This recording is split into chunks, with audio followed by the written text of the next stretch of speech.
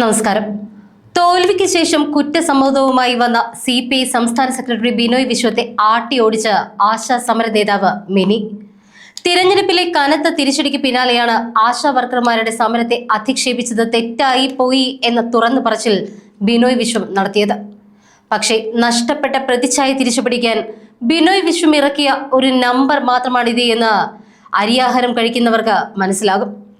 എന്നാൽ ബിനോയ് വിശ്വത്തിന്റെ കുറ്റസമ്മതത്തിന് തൊട്ടു പിന്നാലെ തന്നെ അദ്ദേഹത്തിന്റെ ഇരട്ടത്താപ്പ് തുറന്നു കാട്ടുകയാണ് ആശ ഹെൽത്ത് വർക്കേഴ്സ് അസോസിയേഷൻ നേതാവ് മിനി. സമരകാലത്ത് നേരിൽ കണ്ട് സഹായം അഭ്യർത്ഥിച്ചിട്ടും തിരിഞ്ഞു പോലും നോക്കാതിരുന്ന സെക്രട്ടറി ഇപ്പോൾ നടത്തുന്ന പ്രസ്താവനകൾ വെറും രാഷ്ട്രീയ നാടകമാണ് എന്നാണ് ഉയർന്ന ആക്ഷേപം. ആശാ വർക്കർമാരുടെ സമരം കൊടുമ്പിരി കൊണ്ടിരിക്കുന്ന സമയത്ത് പ്രശ്ന പരിഹാരത്തിനായി ബിനോയ് വിശ്വത്തെ നേരിൽ കണ്ടിരുന്നുവെന്ന് മിനി വെളിപ്പെടുത്തി. മുഖ്യമന്ത്രിയെ കാണാൻ അവസരമൊരുക്കണമെന്നോ സമരം ഒത്തുതീർപ്പാക്കാൻ ഇടപെടണമെന്നോ ആവശ്യപ്പെട്ടപ്പോൾ താൻ നിസ്സഹായാവസ്ഥയിലാണ് എന്നായിരുന്നു ബിനോയിയുടെ മറുപടി. കമ്മ്യൂണിസ്റ്റ് പാർട്ടിയുടെ തലപ്പത്തിരിക്കുന്ന ഒരാൾ തൊഴിലാളികൾക്ക് വേണ്ടി മുഖ്യമന്ത്രിയോട് സംസാരിക്കാൻ പോലും ഭയപ്പെട്ടത് എന്ത് കമ്മ്യൂണിസ്റ്റ് ശൈലിയാണ് എന്ന ചോദ്യം ഇപ്പോൾ പാർട്ടിക്കുള്ളിലും സജീവമാകുകയാണ്. തിരഞ്ഞെടുപ്പ് തോൽവിക്ക് പിന്നാലെ തന്നെ എല്ലാ പഴിചാരലുകളും CPMന്റെയും മുഖ്യമന്ത്രി പിണറായി വിജയന്റെയും തലയിൽ വെച്ച് കെട്ടി കൈ കഴുകാനാണ് ബിനോയ് വിശ്വം ശ്രമിക്കുന്നത്. തൊഴിലാളി സമരങ്ങളെ അധിക്ഷേപിക്കുന്നത് കമ്മ്യൂണിസ്റ്റ് പാരമ്പര്യമല്ല എന്ന് ഇപ്പോൾ പറയുന്ന ബിനോയ് വിശ്വം ഭരണത്തിലിരുന്നപ്പോൾ എന്തുകൊണ്ട് തിരുത്താൻ തയ്യാറായില്ല എന്ന ചോദ്യത്തിന് മറുപടി നൽകേണ്ടി വരും. അധികാരമുള്ളപ്പോൾ മൗനം പാലിക്കുകയും ജനങ്ങൾ തിരിച്ചടി കൊടുത്തപ്പോൾ മാത്രം തിരിച്ചറിവുണ്ടാവുകയും ചെയ്യുന്നത് ജനങ്ങളെ പരിഹസിക്കലാണ് എന്നാണ് രാഷ്ട്രീയ നിരീക്ഷകരുടെ വിലയിരുത്തൽ. CPIയുടെ വമ്പൻ തകർച്ചയുടെ ആഴം മറയ്ക്കാൻ വേണ്ടിയാണ് ബിനോയ് വിശ്വം ഇപ്പോൾ തിരുത്തൽവാദി ചമയുന്നത്.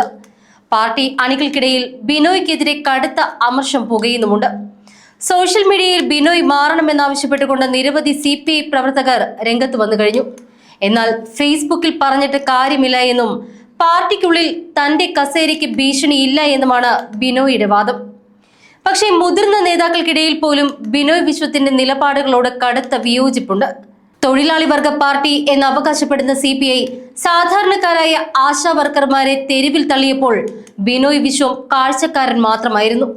ഭരണത്തിന്റെ തണലിൽ CPMനെ പ്രീണിപ്പിക്കാൻ തൊഴിലാളി താല്പര്യങ്ങൾ ബലി കഴിച്ച ബിനോയ്ക്ക് ഇപ്പോൾ തിരിച്ചടി ലഭിക്കുന്നത് കാവ്യനീതിയാണ് എന്നാണ് മിനിയുടെ പ്രതികരണം. പാർട്ടിയുടെ അടിത്തറ തകരുമ്പോഴും ഗ്രൂപ്പ് സമവാക്യങ്ങൾ ഉണ്ടാക്കിക്കൊണ്ട് കസേര ഉറപ്പിക്കാനാണ് ബിനോയ് ശ്രമിക്കുന്നത് എന്ന ആരോപണവും ശക്തമാണ്. ബിനോയ് വിശ്വം മാറാതെ CPIക്ക് ഇനി ഒരു തിരിച്ചുവരവ് സാധ്യമാകില്ല എന്ന വികാരം പാർട്ടി ജില്ലാ കമ്മിറ്റികളിൽ നിന്നും ഉയരുന്നുണ്ട്. LDFൽ CPIയുടെ വിലപേശൽ ശേഷി ഇല്ലാതാക്കിയത് ബിനോയിയുടെ നയങ്ങളാണ് എന്നാണ് വിമർശകർ ചൂണ്ടിക്കാട്ടുന്നത്. പ്രതിപക്ഷ ഉപനേതാവ് സ്ഥാനം വേണം എന്ന ഇപ്പോഴത്തെ നിലപാട് പോലും തന്റെ വ്യക്തിപരമായ പ്രതിച്ഛായ വർദ്ധിപ്പിക്കാനാണ് എന്ന ആക്ഷേപവും പാർട്ടിക്കുള്ളിലുണ്ട്. പിണറായി സർക്കാരിന്റെ വീഴ്ചകളിൽ പങ്കാളിയായ ശേഷം ഇപ്പോൾ ജനവികാരം എതിരായപ്പോൾ മാത്രം വിമർശനം ഉയർത്തുന്ന ബിനോയിയുടെ തന്ത്രം അണികൾ തിരിച്ചറിഞ്ഞു കഴിഞ്ഞു.